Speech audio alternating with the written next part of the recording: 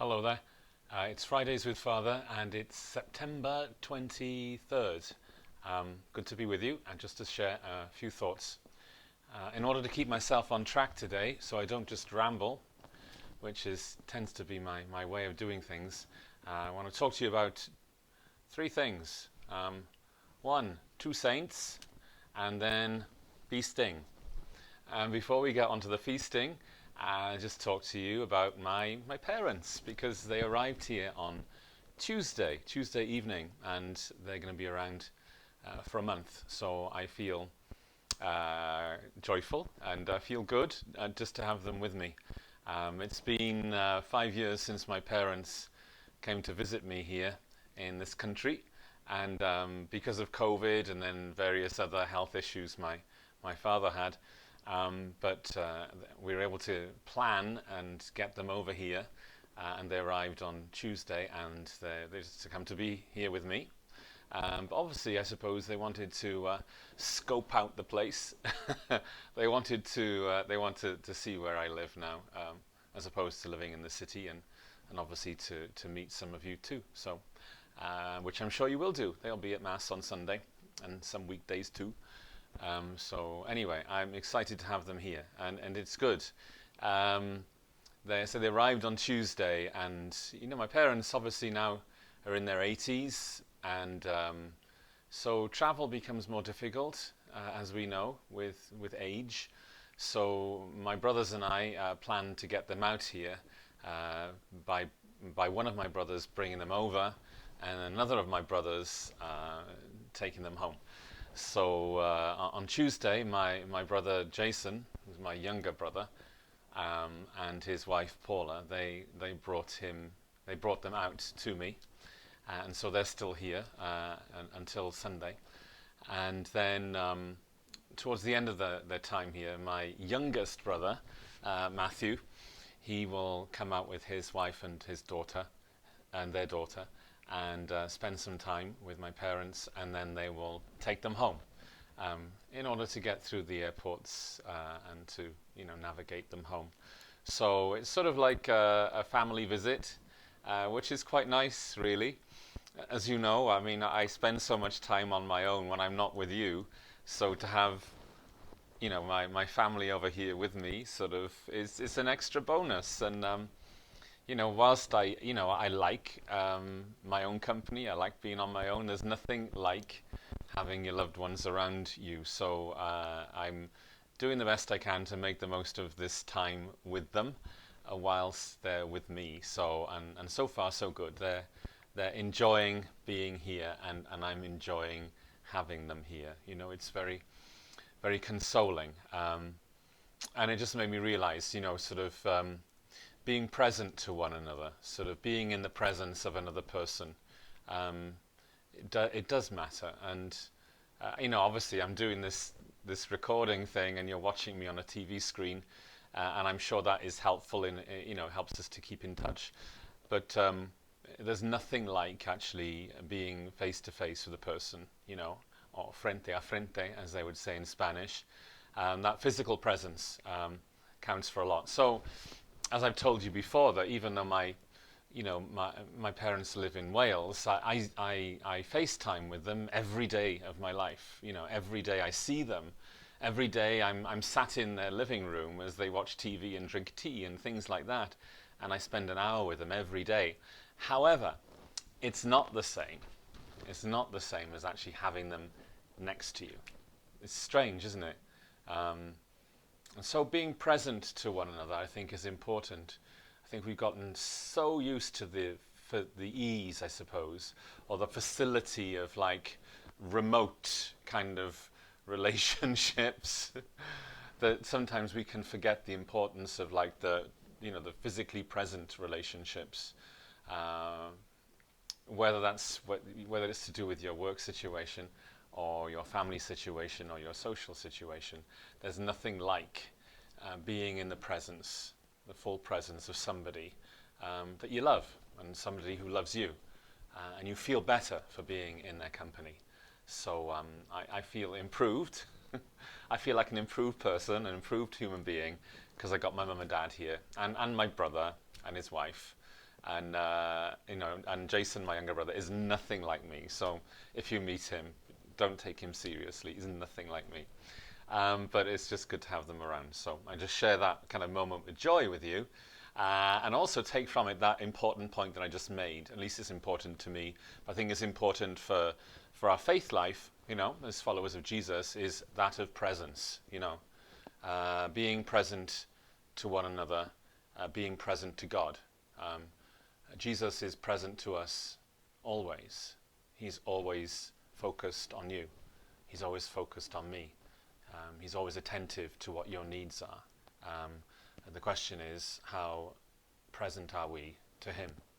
And so, because there is a relationship there, whether you accept it or not, but how present are you to that relationship with Jesus himself,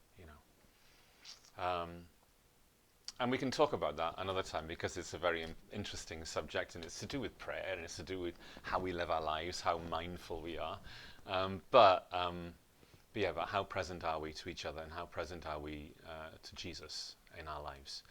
And I must have missed the opportunity to say that I know that, we still stream Mass from here, and you can watch it on your screens or watch it on your phone or anything like that. And I guess that's useful for people who are in difficult situations, or they can't get out of the house and stuff like that. And everybody did it when we were in the pandemic. But I have to say, and I'm sure you agree with me, it's not the same. It's not the same as it's not the same, viewing a prayer celebration, a liturgical celebration on a screen, as actually being there. It's not the same thing.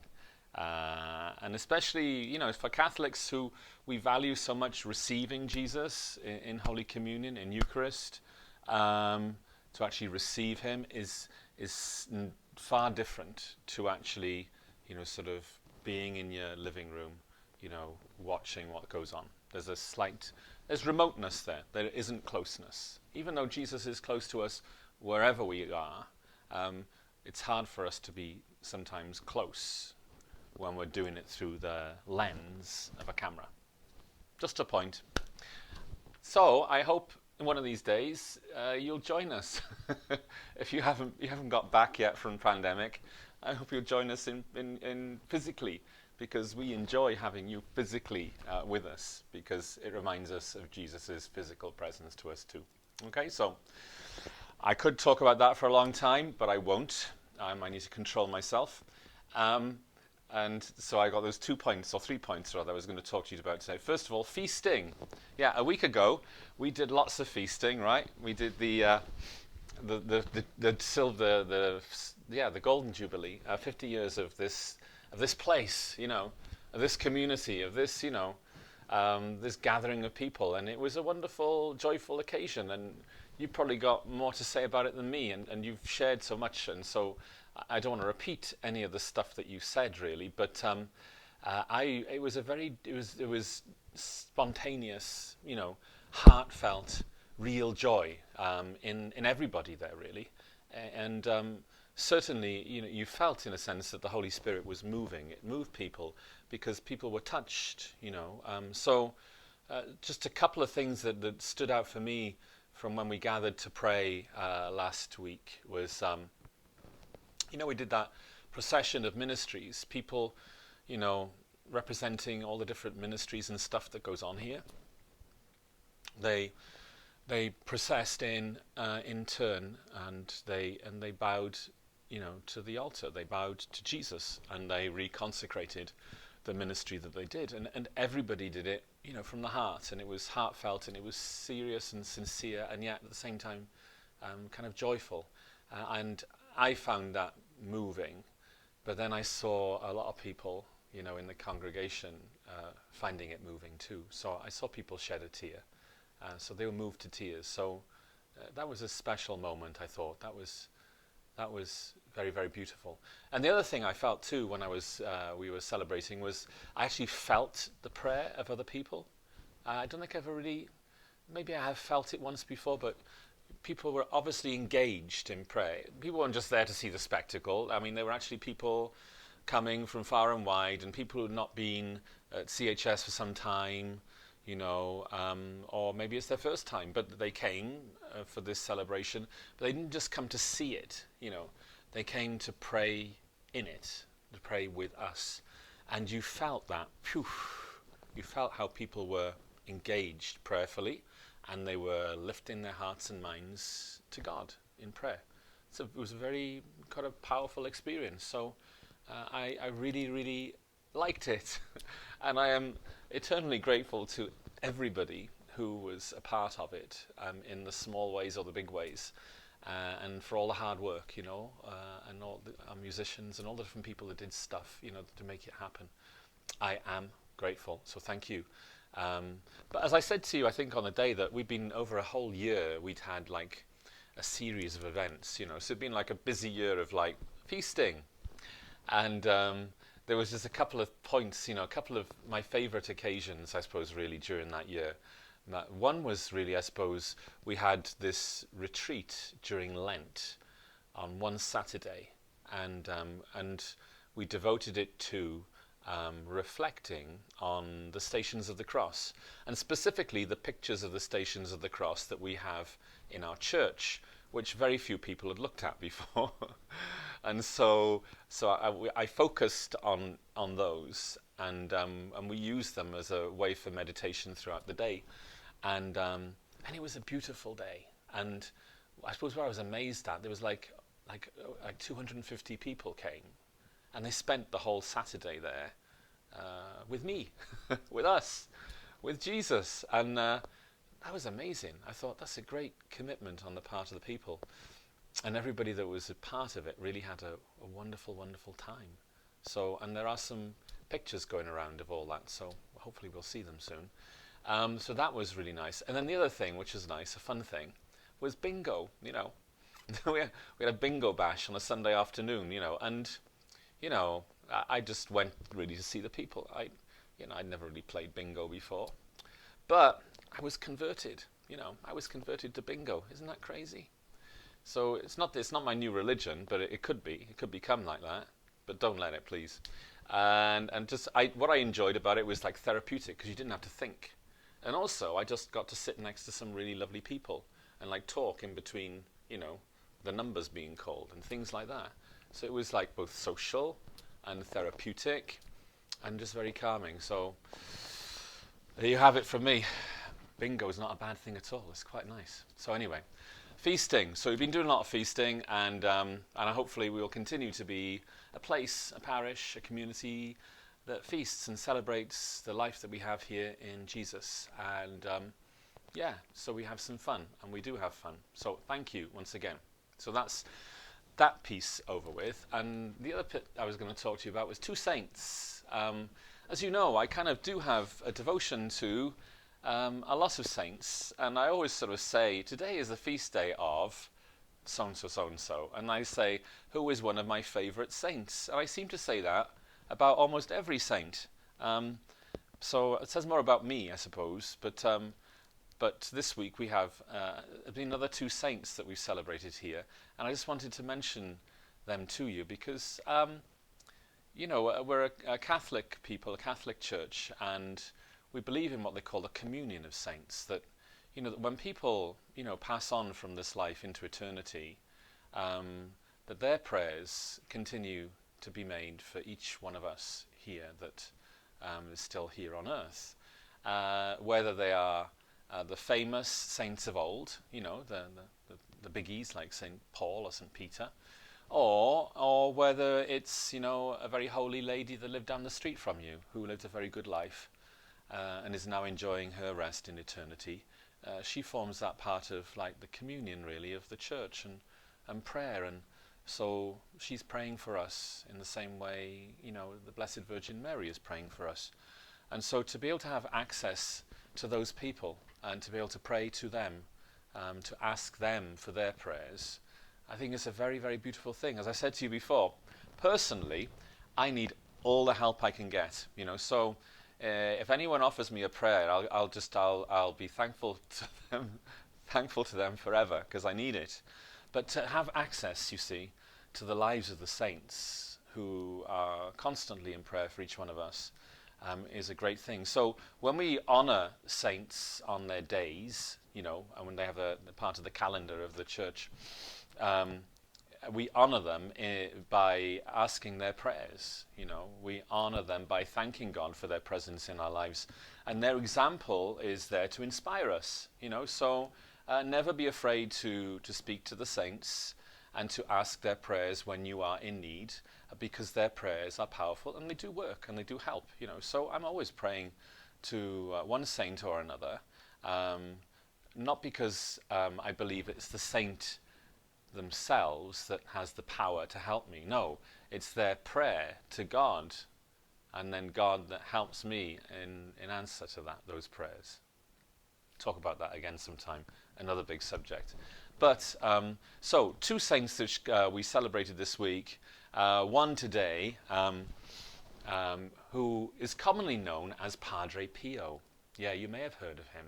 He was a Capuchin Franciscan. He died in 1968. And people have long had a devotion to him, even when he was alive. You know, a very, very pious gentleman, really, from Italy, the south of Italy, who suffered enormously. And it's his feast today. There's actually, but his real name is Pius di Pietrelcina. Yeah, but people know him as Padre Pio, Saint Padre Pio. A simple man, a man of faith, a good, holy man in all things, who didn't have the best of physical health throughout his life, and he suffered for it, really. And he suffered in many different ways. And yet he had a sort of certain mystical connection with Jesus in prayer.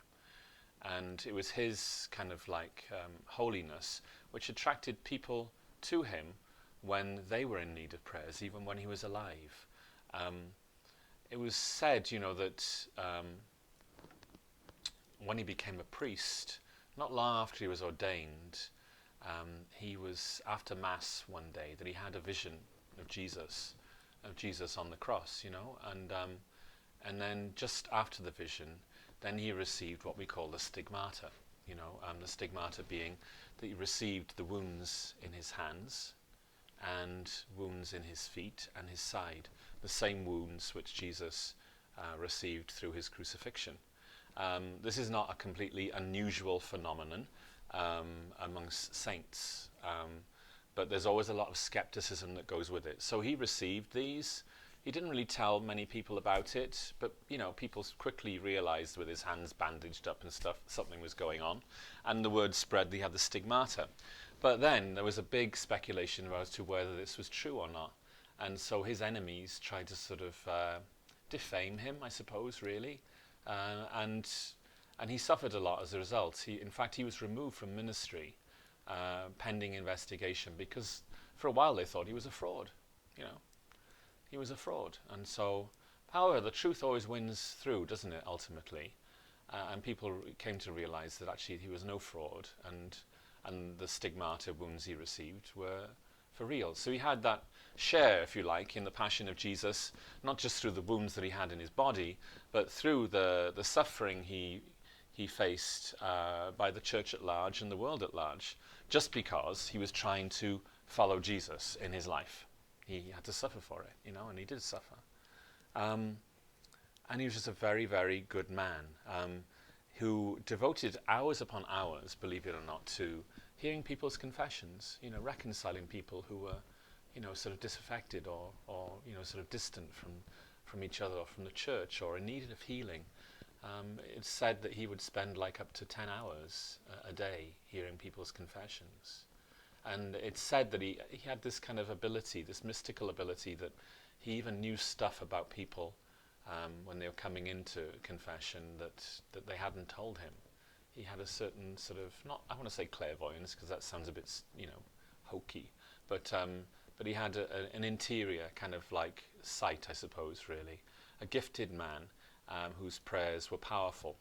And I say that he was gifted because even Pope John Paul II himself, when he was, I think, a bishop in Poland, at one stage, he had cause to contact Padre Pio and to ask his prayers.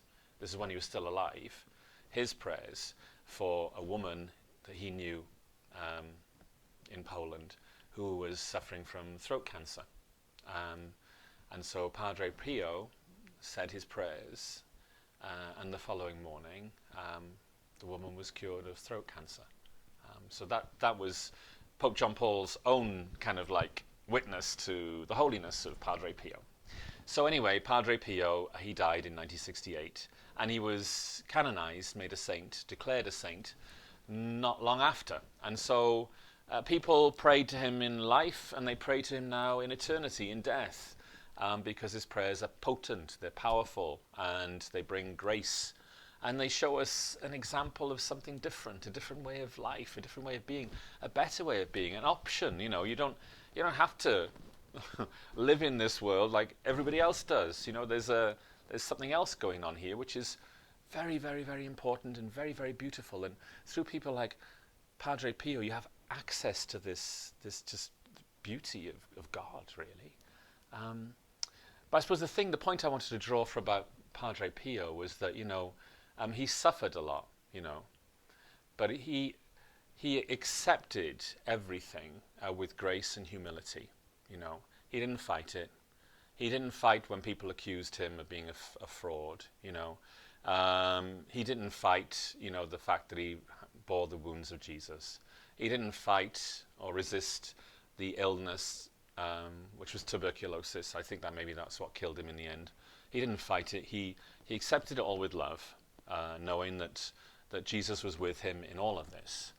And look what happened. It kind of like transformed, you know, what was his great suffering and his great passion into something beautiful for all of us, you know, really.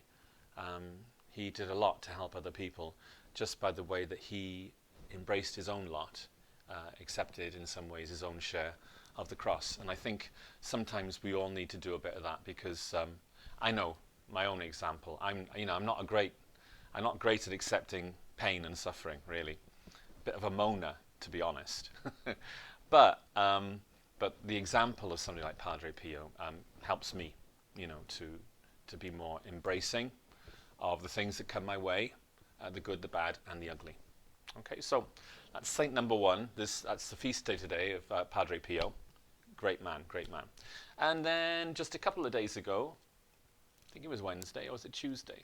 It was the feast of Saint Matthew. Yes, Matthew the Apostle. And my youngest brother is called Matthew. So I offered Mass for him on that day. I said a prayer for him, and I reminded him I was doing that, and my brother was very grateful. As I said to you before, of my three brothers, you know, I'm the only person that continues to practice the Catholic faith. So I always try to sort of encourage, you know, and my youngest brother Matthew is probably more sort of open to sort of, not so much persuasion, but open to the fact that, you know, that I am actually praying for his good and praying for his soul, and he likes that. So, you know, he appreciates it. So I prayed for him on the Feast of St. Matthew. And what do I want to say about Matthew? Well, he was the tax collector, wasn't he, really? And he was despised in local society, and he was thought to be a bit of a scumbag, you know. And I was asking the people in church on Wednesday or Tuesday, so, you know, what would be the comparable kind of, you know, person in our society today? And some people said politicians, or some people said lawyers. I suppose, you know, that you do have some politicians who are reviled, you know, and you do have some lawyers who are also reviled and disliked, and they have a reputation. Well, that's how St. Matthew was. That's how St. Matthew was. You know, he was used to sort of like defrauding people and, you know, sort of robbing people, or just not being, you know, a great person. However, this is the beautiful thing about it, really, is that Jesus saw through all of that. You know, While everybody else was seeing all the muck and the grime about Matthew, the bad side of Matthew, Jesus saw something deeper. He saw that Matthew had something which could be of service to the world and to the Lord himself. And so he called him and he followed him. And not only did he follow him, he lived his life in the service of Christ, and he has also been attributed, the writing of one of the Gospels. Amazing, isn't it? So that was St. Matthew, apostle and evangelist, his feast day.